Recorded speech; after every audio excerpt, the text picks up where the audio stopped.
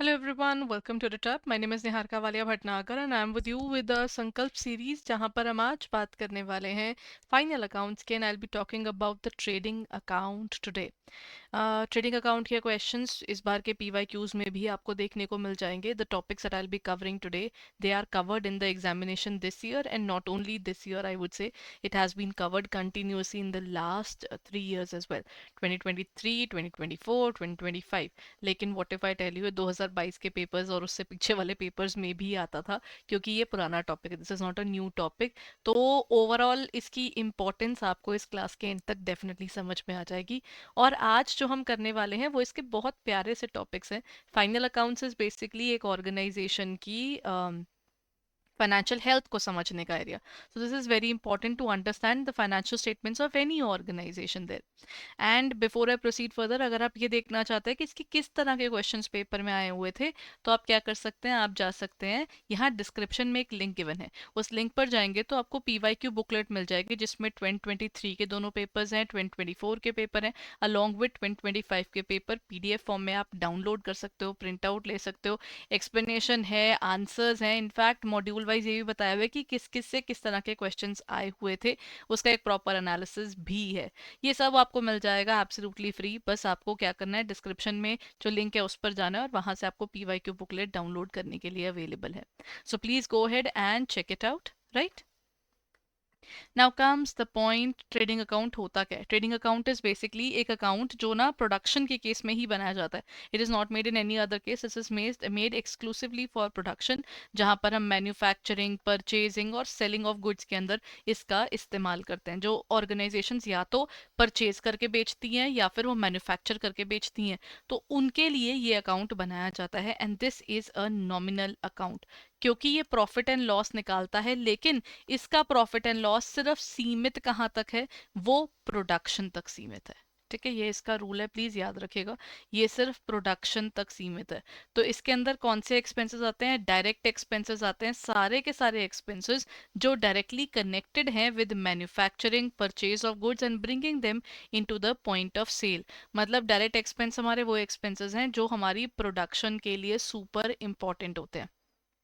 अब जैसे gross profit है या ग्रॉस लॉस है, ये आपका अल्टीमेट निकल कर आएगा फ्रॉम योर प्रोडक्शन प्रोसेस, जो हमारा प्रॉफिट एंड लॉस अकाउंट. पहले ट्रेडिंग बनता है जो सिर्फ प्योरली प्रोडक्शन बेस्ड है, और या फिर आपका मैन्युफैक्चरिंग या फिर आपकी गुड्स बेस्ड है आप कह सकते हो.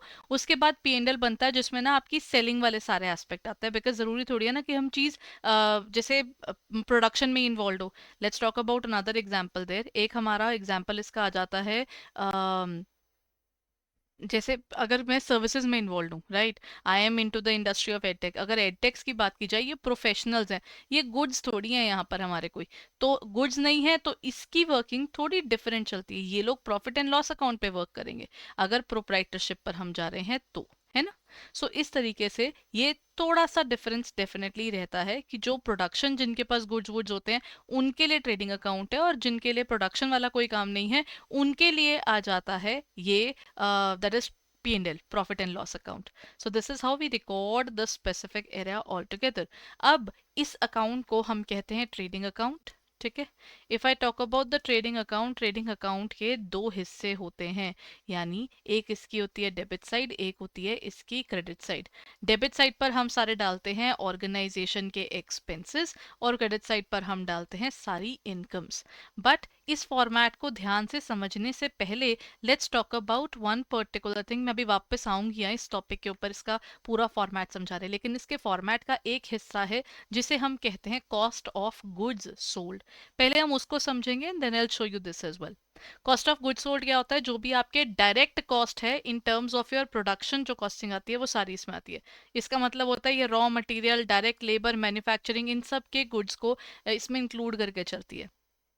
मतलब वो कहते हैं जब भी आप कुछ बना रहे हो उसके प्रोडक्शन का पूरा एक्सपेंस हम इसमें काउंट करेंगे. That is how they define this specific area. Now in terms of COGS, पूरी वर्किंग कैसे चलती है। देखिए पहले बोल देते हैं कि पुराने कितने के गुड्स पड़े थे। मैंने आपको बोला मेरी फैक्ट्री है, मेरी फैक्ट्री के अंदर ना पिछली बार के 10,000 यूनिट्स पड़े हैं और 10,000 के रुपए के यूनिट्स पड़े हैं। ठीक है, पुराने यूनिट्स तो आपको पता चल गया कि हाँ जी पुराना स्टॉक ये पड़ा है। कहते हैं इस बार और स्टॉक कितना खरीदा, कहते हैं हमने स्टॉक खरीदा है 50,000 का। अच्छा एवरीवन, पुराना स्टॉक पड़ा है, नया स्टॉक खरीद लिया है, तो अब आप बताओ आपके पास आइडली साल के अंत में वेयरहाउस में पड़ा कितना होना चाहिए। 50 + 10, मेरे पास 60 पड़ा होना चाहिए, लेकिन मेरे पास 60 नहीं है। कहते क्यों? क्योंकि हमारे पास एंड में बच रहा है 20,000 ही, ये मेरे पास क्लोजिंग में पड़ा है। इसका मतलब ये हुआ ना, मेरे पास होने चाहिए थे 60, पड़ा सिर्फ 20 है, यानी बीच का जो 40,000 है उसका क्या हुआ होगा, बीच का 40,000 यानी वो कंज्यूम हो गया होगा।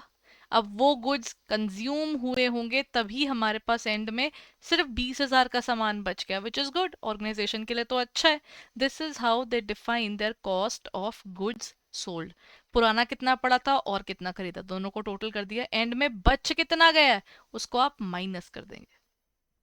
याद रखिएगा, अगर कोई गुड्स वापस कर दिए तो वो भी इसमें से माइनस करने हैं। ठीक है, और इसमें एक चीज और जो सोफिस्टिकेशन के हिसाब से इसमें जुड़ जाती है, उसको वो बोल देते हैं डायरेक्ट एक्सपेंसेस। जो भी प्रोडक्शन बेस्ड एक्सपेंसेस हैं आपको वो इसमें ऐड करने होते हैं। इस तरीके से ये पूरा दिखता है। मतलब आप क्या करोगे, सबसे पहले आपके पास दिया होता है ओपनिंग स्टॉक। ओपनिंग स्टॉक में ड्यूरिंग द टाइम आपने क्या परचेज करा है और उसके साथ में आपने डायरेक्ट एक्सपेंसेस कौन से करे हैं, और इसमें से माइनस क्या हो रहा है एवरीवन, ये देखिए इसमें से माइनस हो रहा है सिर्फ और सिर्फ क्लोजिंग स्टॉक। परचेज भी याद रखेगा, इसमें आती है नेट परचेजेस।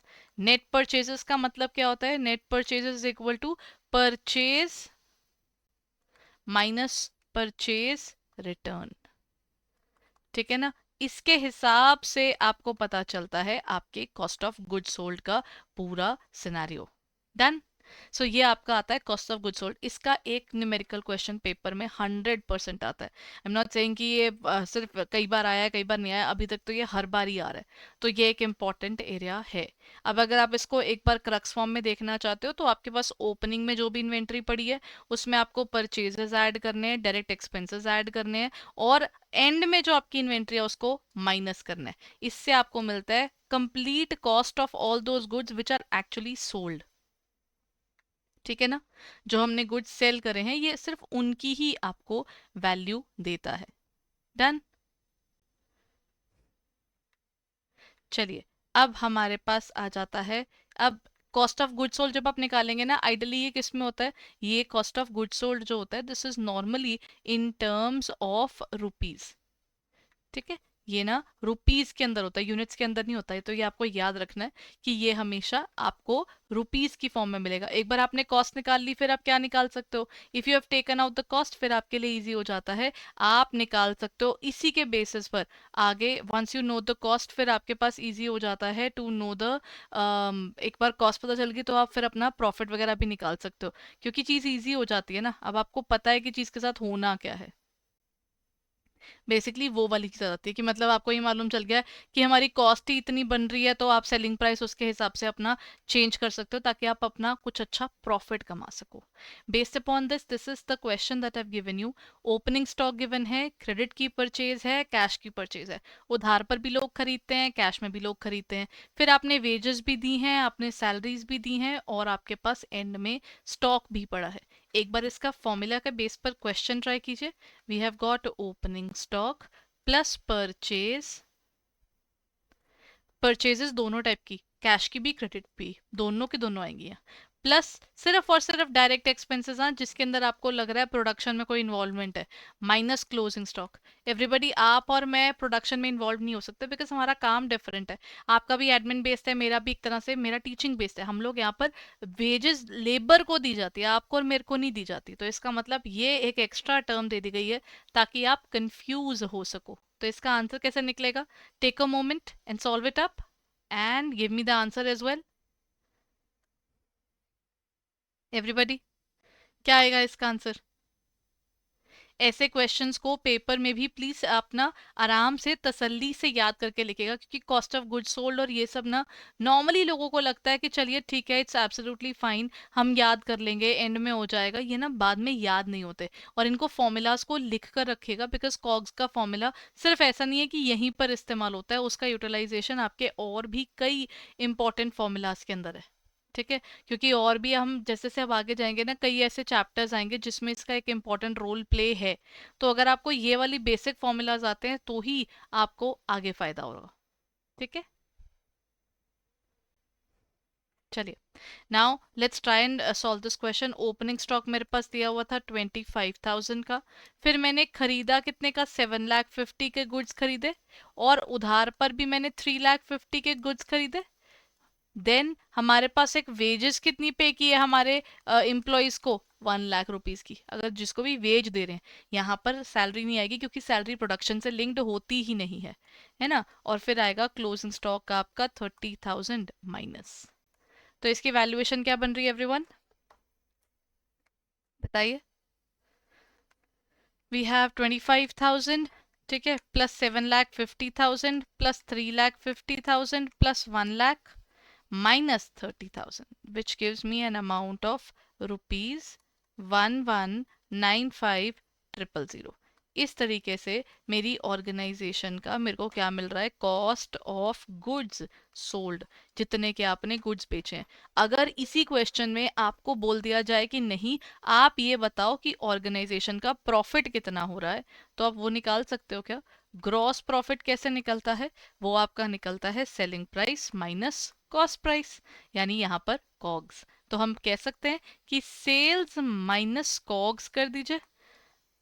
अगर इस क्वेश्चन में सेल प्राइस दिया होता, मान लीजिए सेलिंग प्राइस हमने रखा है यहाँ पर 14 लाख का, तो आप क्या कहोगे, दैट इज 14 लाख के सेलिंग प्राइस में से आप माइनस कर दो आपकी कॉस्ट को। ठीक है, तो आप अगर इसमें से 14 लाख की वैल्यू में से इसको माइनस करोगे, तो इसका मतलब आपके पास 2,05,000 का क्या आ रहा है, you are getting 2,05,000 as your GP, यानी gross profit. That is how you calculate this specific area everyone. COGS का बेसिक पर्पज ये, यही सारे एलिमेंट्स आपके निकाले जाते हैं ग्रॉस प्रॉफिट के अंदर ही। बेस्ड अपॉन दिस ये रहा आपका एक और क्वेश्चन एवरीवन। अब इसमें सेल भी गिवन है, ओपनिंग स्टॉक भी गिवन है, क्लोजिंग स्टॉक भी गिवन है, डायरेक्ट एक्सपेंसेस भी गिवन है। Go ahead and try this question first. अभी हम करके ही आए ना, पिछले क्वेश्चन में भी हमने सेम चीज की है, तो एक बार इसको भी ट्राई कीजिए। Take a moment, solve it up. मैं एक बार फॉर्मूला लिख रही हूँ आपके लिए। This is opening stock plus purchases plus direct expenses minus the closing stock. Opening stock आपका कितना है, 50,000 का। परचेजेस कितनी है, 2 लाख की। डायरेक्ट एक्सपेंसेस 30,000 के, ठीक है, और क्लोजिंग स्टॉक इज 80,000। अब इसकी वैल्यू निकलेगी, वो होगी हमारी कॉस्ट ऑफ गुड्स सोल्ड। अब आप निकालिएगा इसका GPB. So take a moment everyone and solve it up and let me no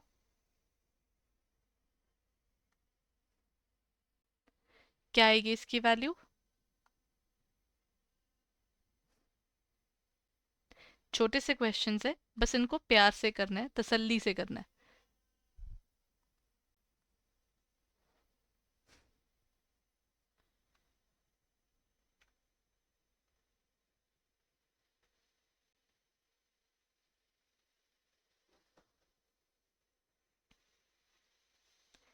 चलिए अब इसका आंसर भी देखें क्या आ रहा है।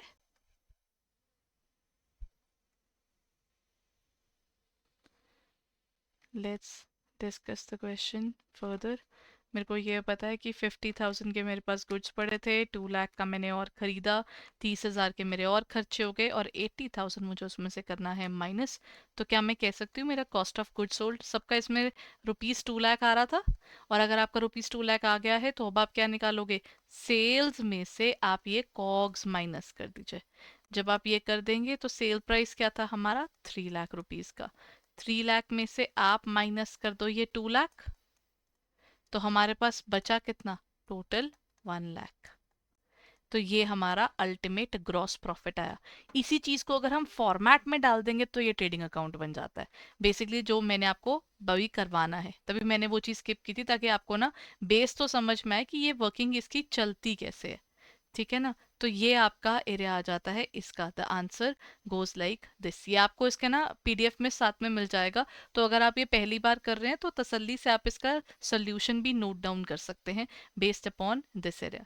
Now let's move on and talk about the trading account there. अब हम वापस जाकर ट्रेडिंग अकाउंट समझे। ट्रेडिंग अकाउंट कैसे बनता है? ट्रेडिंग अकाउंट में सबसे ऊपर लिखते हैं हम टू ओपनिंग स्टॉक, जो हमने पहले लिखा था। अब जो जो आप चीजें माइनस करते हो ना, जैसे क्लोजिंग स्टॉक माइनस होता है और सेल्स में से आपका वो कॉस्ट माइनस होती है, तो ये दोनों के दोनों इस तरफ हैं। सेल्स भी यहाँ है और क्लोजिंग स्टॉक भी यहाँ है।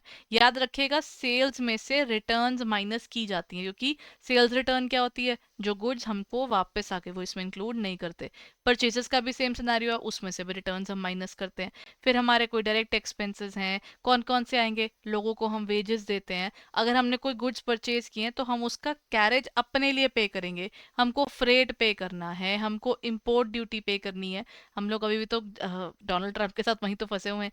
हमारे कंट्री से कोई भी चीज़ अगर यहाँ जाएगी तो पहले हमको टैरिफ देना पड़ेगा, उसके बाद उस कंट्री में वो चीज़ पहुंचेगी। तो हमारा कंट्री भी तो अपने ही ट्रेड बैरियर्स रखता है, तो हम भी कस्टम ड्यूटी तो हम भी लगाते हैं।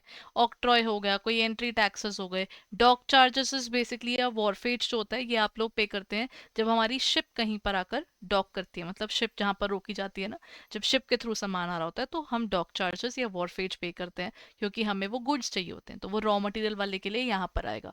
Power and fuel, gas, factory steam, अब ये वाली चीजें हैं जो आपकी फैक्ट्री में इस्तेमाल होती हैं। अब जो चीज आपकी फैक्ट्री में इस्तेमाल होती है वो आपकी यहाँ आती है, और जो चीज आपकी फैक्ट्री में इस्तेमाल नहीं होती है, अब जैसे सैलरीज हो गई आपकी, ऑफिस राइट होगी, जैसे, क्योंकि देखिए पहले चीज बनाई जाती है, फिर आप उसको जाकर शोरूम में बेचोगे, तो शोरूम का खर्चा आपका प्रॉफिट एंड लॉस अकाउंट का हिस्सा है, वो ट्रेडिंग अकाउंट का हिस्सा नहीं है। ट्रेडिंग अकाउंट का हिस्सा एक्सक्लूसिवली सिर्फ वो चीजें हैं जो कि आपकी डायरेक्टली एसोसिएटेड हैं प्रोडक्शन के साथ में। अब जो जहां पर हमारा फैक्ट्री होगी, फैक्ट्री में हमको पावर और फ्यूल तो चाहिए ही ना, लेकिन याद रखिएगा कौन सा वाला लिखना है। ऑफिस लिखा होगा यहाँ तो वो आपको स्किप करना है, लेकिन क्योंकि यहाँ पर फैक्ट्री लिखा है तो आपको इंक्लूड करना है। अगर कहीं पर लिखा होगा वेजेस एंड सैलरीज तो यहाँ डालिएगा, लेकिन अगर पहले टर्म सैलरीज आ गया तो आपको इसको यहाँ इंक्लूड नहीं करना है। Only those things are to be included in it जो एक्चुअली आपकी प्रोडक्शन से लिंक्ड हो। गैस हो गया, वाटर हो गया, स्टीम हो गया, फैक्ट्री का रेंट हो गया। अब फैक्ट्री का रेंट यहाँ पर आएगा, ऑफिस की जैसे उनकी जहाँ पर शोरूम है, शोरूम का रेंट यहाँ नहीं आएगा। फैक्ट्री की लाइटिंग और फैक्ट्री की हीटिंग यहाँ आएगी, क्योंकि वो फैक्ट्री में चीजें एग्जिस्ट कर रही हैं, है ना। फिर हमारे पास आ जाता है फैक्ट्री का रॉयल्टी होती है। अगर जैसे मान लीजिए प्रोडक्शन करनी है, लेकिन मुझे जो मशीनरी चाहिए ना, वो मशीनरी का एक्सक्लूसिवली आपके पास ही है, और मैं आपको कहती हूँ कि क्या आप ये टेक्नोलॉजी मेरे को दे सकते हो? तो आप कहते हो ठीक है निहारिका मैम, टेक्नोलॉजी तो हम आपको दे देंगे। मैंने कहा बहुत बढ़िया बात है, अगर आप मेरे को टेक्नोलॉजी दोगे तो मेरे लिए तो ईजी हो जाएगा। बट आप कहोगे कि टेक्नोलॉजी के बदले आप हमको उसके लिए रॉयल्टी दोगे, तभी चीज आएगी। देन कम्स कंज्यूमेबल स्टोर्स, तो छोटी छोटी चीजें आपको चाहिए होती हैं फॉर योर कंजम्पशन, वो आपकी यहाँ काउंट होंगी। That is called consumable stores. ठीक है। और अब क्या होगा, देखिए जरा सुनिए, अगर मेरी इनकम ज्यादा होगी एक्सपेंसेस से तो मुझे क्या होगा, उसको हम लोग डिफाइन करते हैं एज ग्रॉस प्रॉफिट। और अगर उल्टा हो जाए, मेरे एक्सपेंसेस ज्यादा हो जाए एज कंपेयर टू इनकम, फिर क्या होगा? फिर मेरे पास आएगा ग्रॉस लॉस।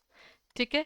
इस तरीके से हमारी ऑर्गेनाइजेशन के अंदर हम लोग निकाल सकते हैं प्रॉफिट हो रहा है कि लॉस हो रहा है। अब कोई एक बैलेंसिंग फिगर होती है, या तो आपका ग्रॉस प्रॉफिट होगा या फिर ग्रॉस लॉस होगा। तो अगर आपकी ये वाली क्रेडिट साइड ज्यादा बड़ी आएगी तो आपको प्रॉफिट होगा, अगर डेबिट साइड ज्यादा बड़ी आएगी तो आपको लॉस होगा। एक क्रक्स आपने देखा हो तो सारे के सारे खर्चे आपके डेबिट साइड पर हैं, और सारी की सारी इनकम्स आपकी क्रेडिट साइड पर हैं। तो उसके बेसिस पर हम क्या निकाल सकते हैं, हमारा ट्रेडिंग अकाउंट की इंफॉर्मेशन निकाल सकते हैं। ट्रेडिंग अकाउंट कौन सा अकाउंट होता है? ट्रेडिंग अकाउंट वो अकाउंट होता है जो एक्सक्लूसिवली मैन्युफैक्चरिंग या फिर गुड्स बेस्ड जो भी वर्किंग आपकी होती है उनके लिए उनकी रिकॉर्डिंग करता है। ठीक है ना। This is different from the profit and loss account, क्योंकि प्रॉफिट एंड लॉस अकाउंट कहता है मैं सिर्फ प्रॉफिट्स को और लॉसेस को इंक्लूड करता हूँ, मैं ये चीज़ें इंक्लूड नहीं करता हूँ। मतलब ये कहता है प्रॉफिट एंड लॉस कहता है मैं सर्विसेज को इंक्लूड करता हूँ। अब जो चीज़ें आपकी सर्विसेज से बेस नहीं होती वो इसमें नोट नहीं होती, वो आपकी उसमें चल जाती हैं। अब चाहे प्रोडक्शन ना कर रहे हो, खरीद के आगे बेच रहे हो, तो भी वो इसके अंदर ही आता है। तो this is a nominal account, जिससे आपको जो प्रॉफिट मिलता है वो है आपका ग्रॉस प्रॉफिट। तो ये हमने सारे क्वेश्चंस किए थे, ये उन सब की रही details. Then comes capital versus revenue expenditure. Capital versus revenue expenditure का मतलब होता है कि हमारे पास क्या डिफाइन हो रहा है, कैपिटल एक्सपेंडिचर वो होता है जो हमारा एसेट्स पर लगता है, रेवेन्यू एक्सपेंडिचर सारा हमारा ट्रेडिंग में जाएगा या पीएनएल में जाएगा। तो उसके बेसिस पर ये क्वेश्चन था, ये बुक का question actually. Which one of the following is incorrect, जैसे क्या दिया हुआ है कि replacement of defective part of machinery is revenue expenditure. अगर हम मशीनरी का कोई एक छोटा सा पार्ट ही चेंज कर रहे हैं तो वो कहाँ आएगा, इससे कोई नया एसेट तो नहीं बनता ना, कैपिटल यानी मोटे मोटे खर्चे जहाँ पर आपका कुछ नया बन रहा होता है। तो इसीलिए यहाँ पर डिफेक्टिव पार्ट को अगर आप चेंज कर रहे हो उससे कोई भी फर्क नहीं पड़ता, which is good actually. Then comes the next part which says daily expenditure, daily wages paid for erection or installation is a capital expenditure. मेरे एसेट को रेडी टू यूज सिचुएशन तक लाने को जो मैं खर्चा कर रही हूँ उसको हम कैपिटल एक्सपेंडिचर बोल देते हैं। एक होता है अंडर राइटिंग कमीशन, जब मैं ना अपना शेयर इशू कर रही हूँ ना, मेरी कोशिश ये होती है कि मेरा ना कंपनी का आईपीओ फेल ना हो जाए, तो मैं क्या करूंगी, मैं ना किसी बैंकर के, मर्चेंट बैंकर्स हो गए या इन्वेस्टर्स के पास आकर बोलूंगी कि अगर मेरा शेयर लोगों ने नहीं खरीदा तो आप खरीद लेना, और वो कहता है इसके बदले मुझे क्या मिलेगा, मैंने कहा आपको मिल जाएगा कमीशन।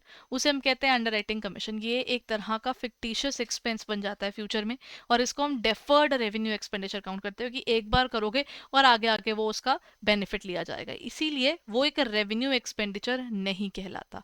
तो ये इनकरेक्ट है। लास्ट है excess of selling price of machinery over the WDV but less than cost price is a revenue receipt.